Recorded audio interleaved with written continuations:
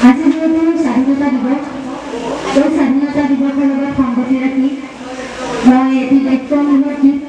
নিজে ৰচিছিলোঁ সেই গীতটি গাইছোঁ